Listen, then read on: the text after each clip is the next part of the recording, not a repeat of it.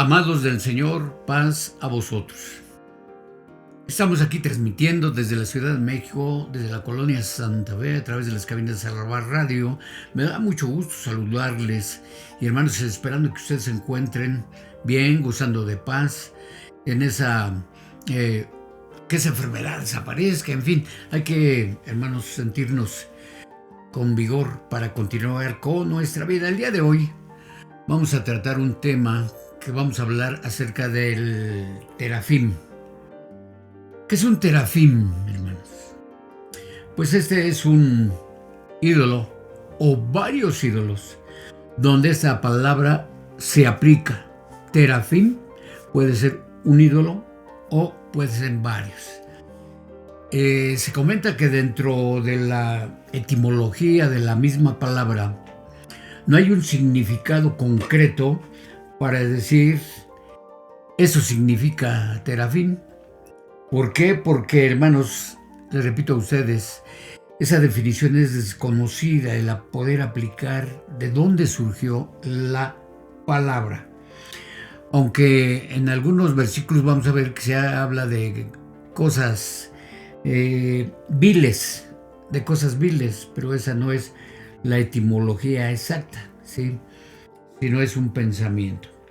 Aparte, los cronistas bíblicos incluían también entre los terafim figurillas, diferentes figurillas o figuras que representaban a una diosa de la fertilidad, como también se comenta que los judíos también usaban el terafim y como objetos de culto sobre todo. Imagínese usted, ahora en todo este diciembre que acaba de pasar, cuánta gente no tiene conocimiento, pero sin embargo tiene sus terafim que representan a diferentes dioses que se han hecho los mismos hombres.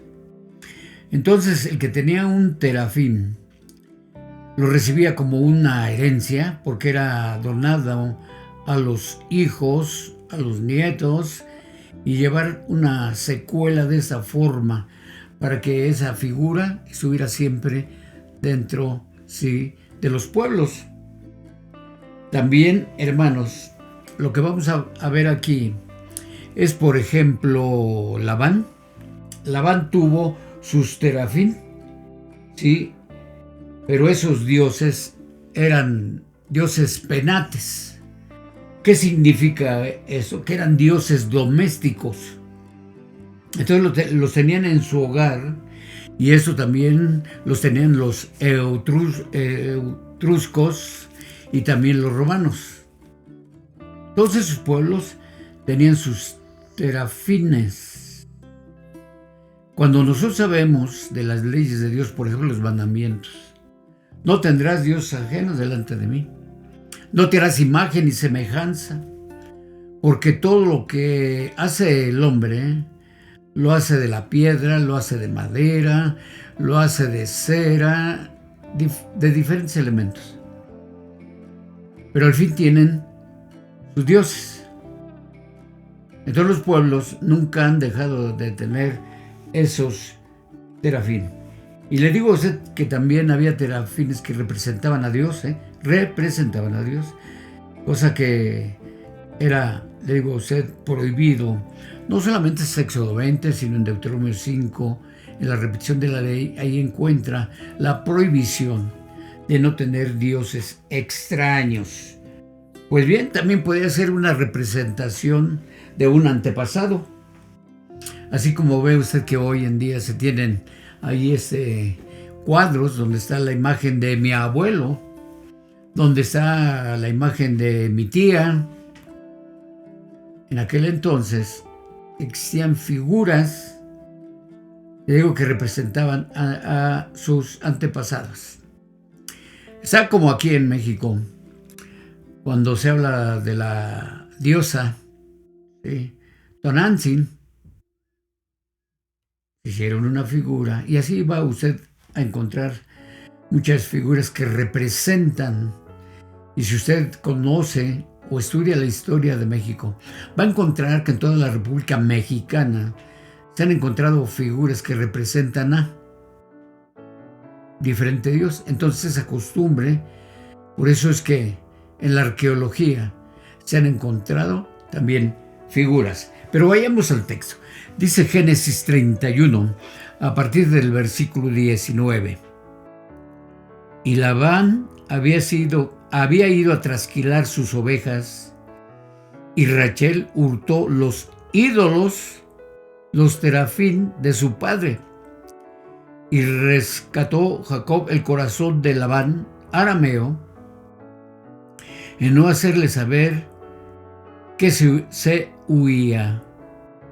Entonces esta mujer Rachel dice que hurtó los ídolos de su padre, y que, hermanos, ese Labán, aquí es bueno abrir un paréntesis, dice, y rescató Jacob el corazón de Labán arameo. ¿Por qué era arameo? Porque indudablemente pertenecía a esas partes de la Mesopotamia. En este caso, vivía cerca de Babilonia. Entonces ellos aprenden a tener sus terafines. Y también, hermanos, sucede un caso muy singular, dice el versículo 33 y 34.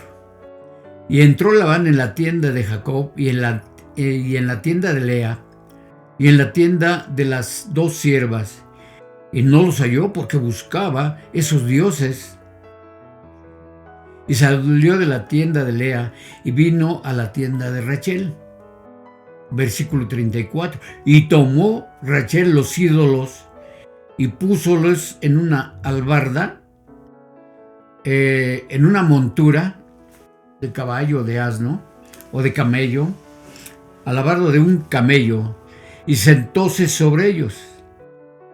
Y tentó Labán toda la tienda y no los halló. Labán ahí buscando los terafín o los terafines. No los encuentra. ¿Qué pasó? Y ella dijo a su padre: no se enoje mi señor, porque no me puedo levantar delante de ti, pues estoy en la costumbre de las mujeres. Y él buscó, pero no halló a los ídolos. La sagacidad de Rachel era, a ver, si mi padre está buscando a los terafines, solamente escondiéndolos debajo de mi falda. Y aquel sigue preguntando, sí. Y Rachel le dice: no te enojes, porque no me puedo levantar, porque estoy en la costumbre de las mujeres. En otras palabras, estoy menstruando. Y Labán se molesta, sí, pero se va. ¿Por qué, hermanos? En este caso hablamos, ya lo definimos, de los penates, así se les llama. También su significado es hablar de los dioses, los serafines domésticos. ¿En qué se sentó Rachel? En una silla, en una alfombra, pues en un lugar donde, pues sí, tú, hija, estás menstruando, no los puedo buscar donde estás ahí. Pero repito, la sagacidad de Rachel provoca que esos ídolos no sean encontrados. Dice también en el libro de los Jueces, hermano. Pasan los años e indudablemente que, aunque pasen los años, siempre se quedó la costumbre. Jueces, capítulo 17, y dice el versículo 5. Escuche usted bien. Y tuvo ese hombre Michas, casa de dioses, e hizo hacer efod y terafim, y consagró uno de sus hijos, y fuele dado por sacerdote. Entonces también, ¿qué es un efod? Es un sacerdote.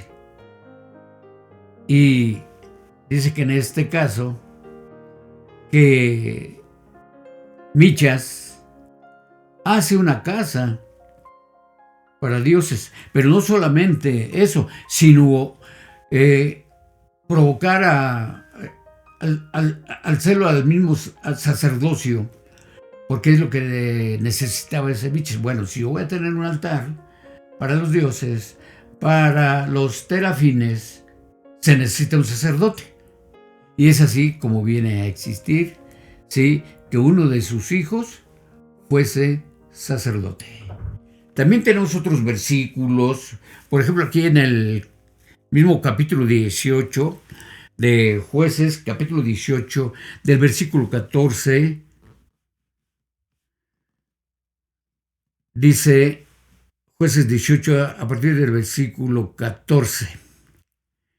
Entonces aquellos 5 hombres que habían ido a reconocer la tierra de Lais dijeron a sus hermanos: ¿no sabéis cómo en esas casas hay efod y terafín, e imagen de talla y de fundición?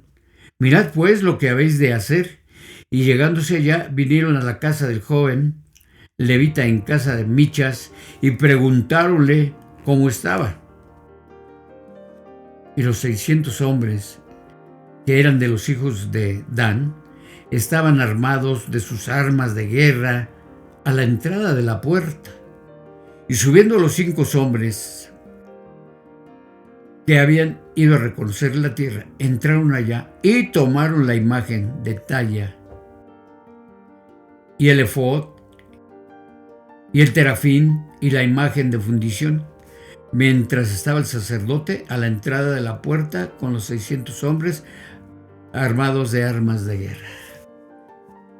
La inteligencia del hombre. A ver, si el sacerdote está a distancia, pues vamos a tomar lo que hay aquí en este altar. Y dice que se tomaron, ¿sí?, el efod, el terafín, la imagen de fundición. A través de diferentes versículos nos damos cuenta de la existencia, y lo vamos a ver hasta llegar al tiempo de los profetas. Primer libro de Samuel, capítulo 19. En el primer libro de Samuel, capítulo 19, nos dice el versículo 6. 19, primer libro de Samuel, capítulo 19. Déjeme ver aquí el versículo 6. Bueno, vamos a omitir este versículo. No, es el versículo 13. Dice: y tomó luego Michal una estatua y púsola sobre la cama, y acomodóle por cabecera una almohada de pelos de cabra, y cubrióla con su ropa. ¿Se ha notado usted que en el mundo religioso está la cama y ponen imágenes aquí, en la pared, pensando que esa imagen le va a proteger? Aquí es diferente, porque dice que tomó la estatua, el terafín, la pone en la cama y lo acomoda por cabecera. Y acomodóle por cabecera una almohada. Me imagino que es como los niños, que usted le da un peluche y ese niño lo pone en la cama y se le pone una almohada. Mire lo que hacían en este tiempo. Aunque Michal, sí, protegió a David, pero ante el tema, lo que hacían en este tiempo con los dioses extraños. Ezequiel 21. Ezequiel capítulo 21.